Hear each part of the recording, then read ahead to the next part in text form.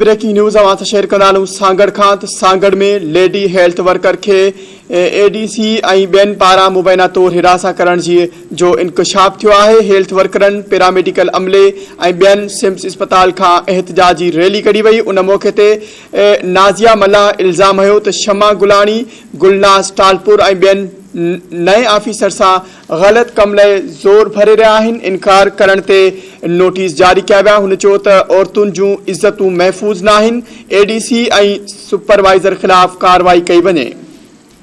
खबर के हवाले से नाज़रीन अवां खे आगाह कंदा या ब्रेकिंग न्यूज़ अवां सां हिकु ॿियो शेयर कंदा सांगड़ खां सांगड़ में लेडी हेल्थ वर्कर के एडीसी बेन पारा मुबैना तौर हिरासा करण जो इंकशाफ थियो है। तफसील मालूम कंदासीं। धरती टीवी सांगड़ के रिपोर्टर रशीद मक्सी असां सां लाइन ते मौजूद है। रशीद अपडेट कजो वधीक छा तफसील आहिनि? जी ही अफ़सोसनाक वाक़ियो अॼु शहदादपुर में जो पेश आयो है। शहदादपुर में डेली वेजिस ते कम कंदड़ लेडी हेल्थ वर्कर नाज़िया मल्ला के नेशनल हेल्थ प्रोग्राम जी एडीसी पारा मुबैना तौर जिनसी हिरासा करण खिलाफ लेडी हेल्थ वर्करन पैरामेडिकल अमले वैक्सीनेटरन मुतासरा LHV से गॾिजी सिम्स अस्पताल का रैली कढी प्रेस क्लब शहदादपुर आरो एहतजाजी मुज़ाहिरो करे धरणो हयो वियो है।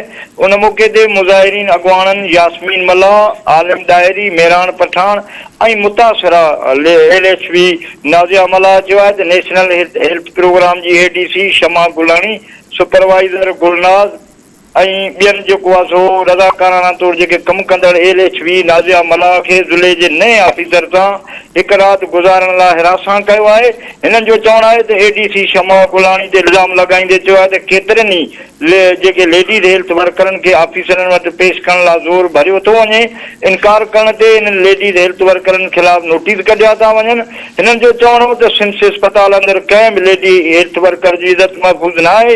हिननि डिप्टी कमिश्नर सांगड़ वज़ीर आला सिंध का मुतालबो किया है तो शमा गुलानी गुलनाज के हटाए लेडी हेल्थ वर्करन की इज्जत बचाई वने। बे तरफ इल्ज़ाम आयल शमा गुलानी गुलनाज जो इन बारे में को भी मौक़िफ़ न अची सघियो है। बे पासे वाक़े खां पोइ ज़िले सांगड़ के सभिनी अस्पतालन में लेडीज हेल्थ वर्करन में खौफ हैरास छायल है। जी रशीद अपडेट करण लाइ अवां जी वॾी महिरबानी।